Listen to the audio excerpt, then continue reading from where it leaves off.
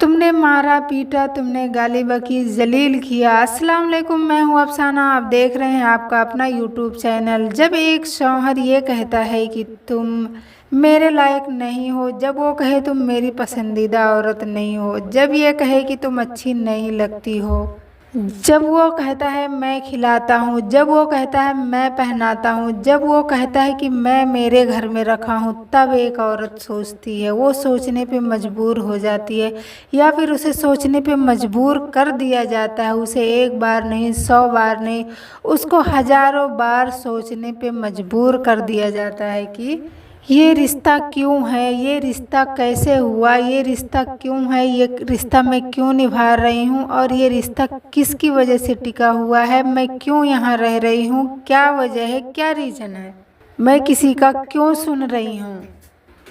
एक औरत मजबूर नहीं होती है, एक औरत लाचार नहीं होती है। एक औरत मजबूर कब होती है? जब उसके अपने बच्चे होते हैं, क्योंकि वो अपने पेट के अलावा वो उन बच्चों को भी पाल रही होती है। इसके लिए वो औरत मजबूर होती है। वो औरत इसके लिए लाचार उसको कहा जाता है। जब वो अपने बच्चों की तरफ देखती है, तब वो खुद को लाचार और खुद को बेबस समझने लगती है।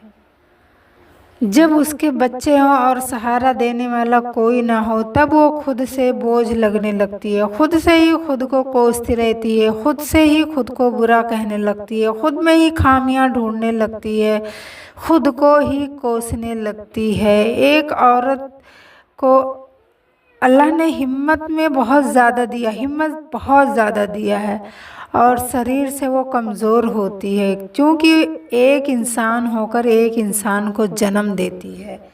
इसके लिए वो शरीर से कमज़ोर होती है, और उसी कमज़ोर इंसान जो है, इंसान से एक मर्द लड़कर, उससे झगड़ कर, उससे बुरा भला कह कर अपने आप को खुशनसीब समझता है, अपने आप को बेहतर समझता है, अपने आप को उम्दा से उम्दा समझता है।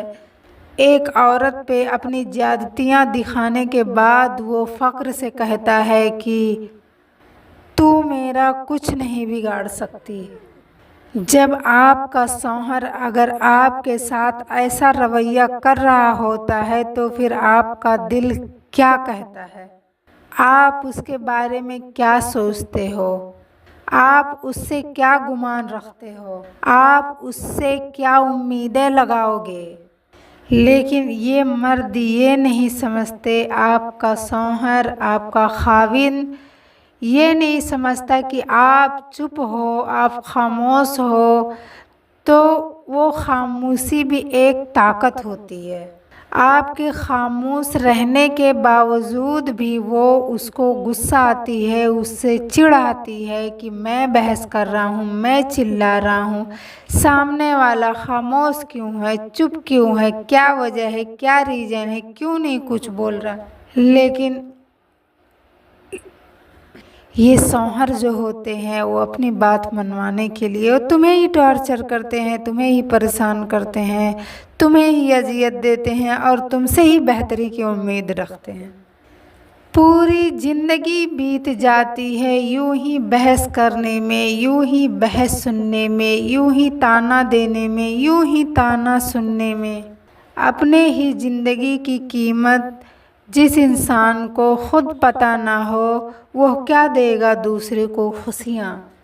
यह ज़ुबान बड़ी कीमती होती है। अगर चाहे इस ज़ुबान से बेहतर बोल के सामने वाले का दिल जीत लें। अगर यही ज़ुबान है कि जहाँ महफिल अच्छी हो, महफिल जमी हुई हो, जहाँ हंसी तस्करी चल रहा हो, अगर एक शब्द कुछ ऐसा कड़वी बात कह दे जिससे सबका चेहरा उतर जाता है, सब खामोश हो जाते हैं, सब मायूस हो जाते हैं, तो इस ज़ुबान की वैल्यू होती है। शौहर हजरात ऐसा ना करें अपने बीवियों के साथ, अपने बच्चों के साथ।